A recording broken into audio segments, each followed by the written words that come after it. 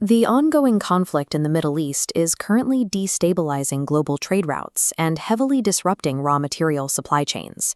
This chart tracks crude oil prices over recent months. Before hostilities escalated, global crude sat comfortably under $70 a barrel. But as the conflict intensified, the price violently spiked, pushing close to 110 and continuing to fluctuate wildly. Consumers around the world are feeling the immediate fallout. In the US, the UK, China, and Pakistan, citizens are facing pump price hikes of 20% or more, creating real-world anxiety over localized fuel availability. But then there is the situation in India. India imports a staggering 90% of its crude oil, yet for the past entire month, everyday petrol and diesel prices across the country have remained completely frozen. Mathematically, a country heavily dependent on importing a raw material that has nearly doubled in cost should be facing an immediate inflation crisis. If the consumer isn't paying that difference at the pump, someone else in the system is secretly absorbing the cost. That missing cost is being swallowed by what we can call a shock absorber mechanism. It's a three-stage defensive strategy deployed by the Indian government and the energy sector to catch these global price hikes before they hit your wallet. The first layer of defense comes from the oil industry itself. Companies like Indian Oil and Bharat Petroleum engage in a practice called under-recoveries. Instead of instantly passing the higher cost of crude oil to the consumer, these oil marketing companies deliberately slash their own profit margins, absorbing massive financial losses in real time. The second layer is selective pricing. Fuel prices in India actually are rising, but those hikes are being diverted.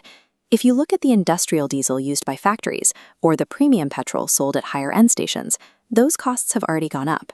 The hikes are specifically directed away from the regular daily commuter. Corporate profit slashing and commercial price hikes slow the bleeding. But mathematically, these two shields alone aren't nearly powerful enough to absorb a 70% surge in global crude prices. This chart shows the exact breakdown of what you pay for a single unit of fuel in India. The bottom layer is the base cost of the crude oil itself, but notice the top layer.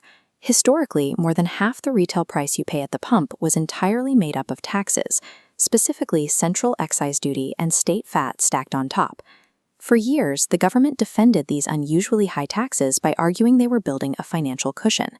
The strategy was to collect extra revenue during stable times to protect the domestic market against future global oil shocks.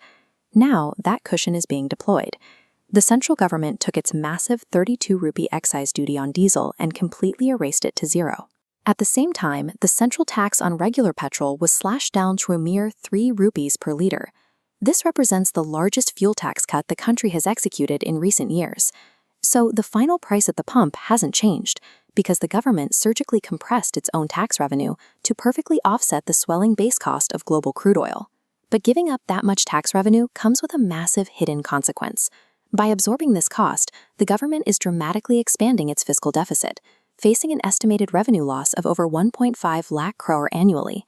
That 1.5 lakh crore deficit means a direct loss of funding that would have otherwise been spent on building national infrastructure, supporting social welfare schemes, and providing other critical subsidies.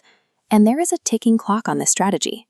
India's refineries currently hold only 60 days of crude oil reserves and just 1 month's supply of LPG, requiring a continuous, uninterrupted supply chain to stay afloat. If the ongoing war pushes global crude prices up to $150 a barrel, these defensive shields will inevitably break under the mathematical weight.